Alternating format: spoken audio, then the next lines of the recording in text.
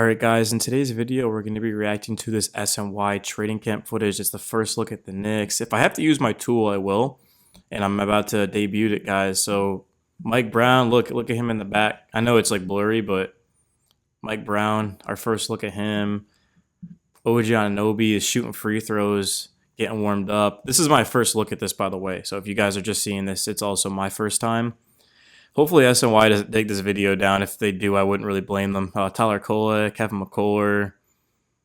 I'm excited, man, for these rookies. Ooh, looks like we've got Trey Jemison in the back. That's a coach. Guerschon Yabusele. Man, I mean, he's just exactly what we needed off of the bench. Someone who can defend, who can shoot. High IQ player, of course. We saw what he did against US in the Olympics, man. He looked awesome in that game. Ariel Hukporty, Mike Brown coaching up, Mikal Bridges, newly extended Nick. Bridges has to have a big year. I think he's going to thrive off of playing with Mike Brown. I mean, Tibbs is a good coach and all, but I feel like Tibbs held Bridges back. Certain guys Tibbs elevated.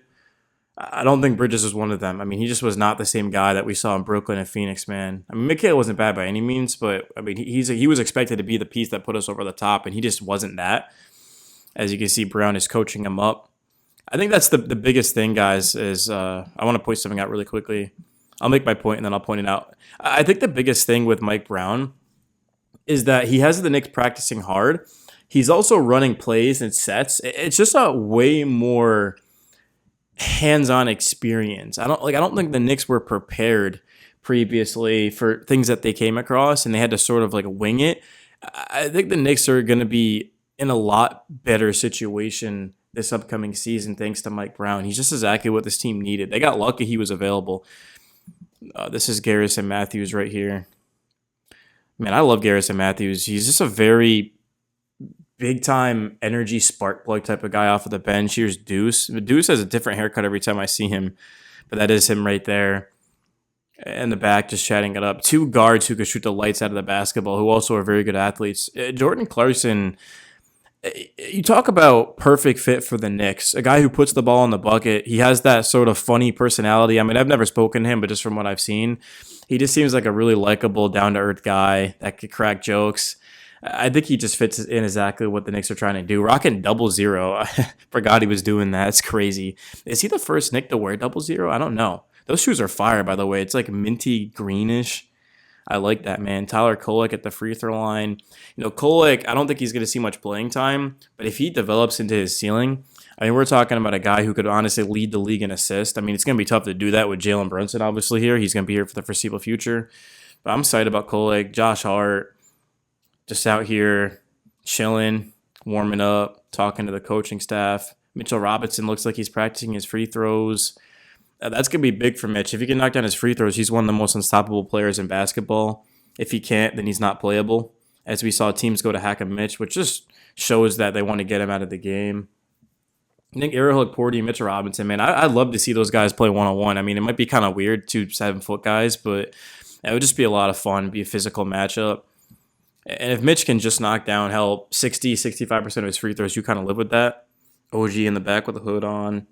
Mikal talking to one of the coaches. I don't know exactly which coach this is, but I really couldn't tell you. Mikal is just shooting free throws, man. You can see he's just going through some things. Yeah, and Mikal is pretty much automatic at the free throw line. I mean, all hoopers do this, even in high school basketball. I mean, everyone is going to be shooting free throws and warming up and things like that. Rick Brunson in the back. Did not mean to do that, but it's Rick Brunson right there. Pretty cool. I mean, he was able to stay with the new staff. Actually, that's Rick Brunson. My screen is so small, but I think that's Rick Brunson. It looks like him. The way he's kind of goofing around, it definitely feel like that's Rick Brunson. Landry Shamet now. Bacom Dadier in the back. Look at him, man. He's been circulating recently about some trades because if the Knicks do move on from him, they'd have enough to be able to keep Brogdon and Shamit both on the roster. A lot of Knicks fans are like, hey, hang on a second here. Why exactly would we trade Dottie? We don't need to carry both Shamit and Brogdon. The Knicks are expected to do so because those guys had other opportunities elsewhere. As you can see, Deuce and Mike Brown dapping each other up and talking. He's going to coach them through. What I kind of get from this interaction and from what I've seen around the Knicks is this sort of feels like a friendship, doesn't it? I mean, I know it's work and things like that, but it just seems like Mike Brown has been able to talk to these players more than just basketball. I mean, I have no clue what they're talking about right now.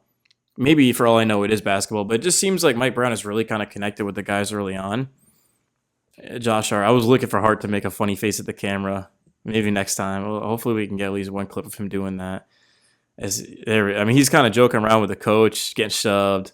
I mean, I wish he was mic'd up so I could hear what they were saying. All right, you better be able to score on a coach. Hart with the handle. Okay. I don't see Hart ever dribble like that, so it's just funny to remember that Josh Hart could actually play point really if he wanted to. Oh my goodness, Josh. He's gonna make the next one though. It's all right. Come on, Josh. Pull up dribble, man.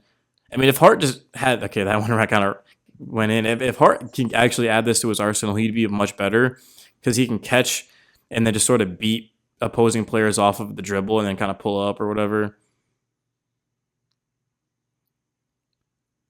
All right, it's good to see him working on the shot though, man. Especially with that finger that's been bothering him.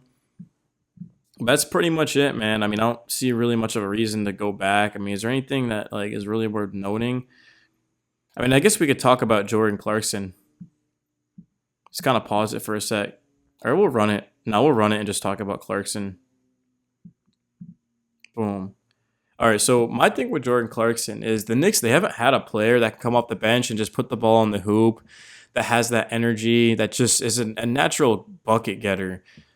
This is a huge, huge piece. Like the Knicks had IQ, who was similar, of course, but IQ was also like kind of too good to be coming off of the bench. The Knicks were better when he started, and the Knicks realized that like very, very quickly here. But Clarkson, I mean, this is what he does is just score and score and score. I think his efficiency will go up with the Knicks a ton. I'm excited about that for sure. We talked a little bit about Tyler Kolek, man. He's in a tough spot with Brogdon and Brunson and Deuce McBride. I'd be surprised if Kolek's able to crack the rotation. Josh Hart, everyone's talking about who's going to be that fifth starter. Is it going to be Hart, Deuce, or Mitch? Right now, you'd have to imagine that. Speaking of Mitch, right there, you'd have to imagine it's probably Josh Hart's the favorite, but Mitch is going to have something to say about that, certainly. So is Deuce McBride. That's going to be really the biggest thing for Mitch is the free throw shooting, and also I didn't mention is can he even endure a full season as the starter? And also, is Mitch going to be able to help the Knicks push the pace? Because I know the Knicks want to play faster, and it's going to be tough to do that with a dual big lineup, especially in today's NBA. So that's going to be something to keep an eye on. We got Mikal Bridges. It's not all in Tibbs. I mean, I'm not trying to scapegoat him or anything, but I think the biggest reason why the Knicks came up short was just because they didn't have the right game plan as the Pacers did. Like Rick Carlisle just absolutely outcoached Tibbs. Game one, when the Knicks had that choke job, there was a lot of inbound plays that didn't make sense that led to nothing. The Knicks were also just very, very unprepared for looks that the Pacers were giving the team.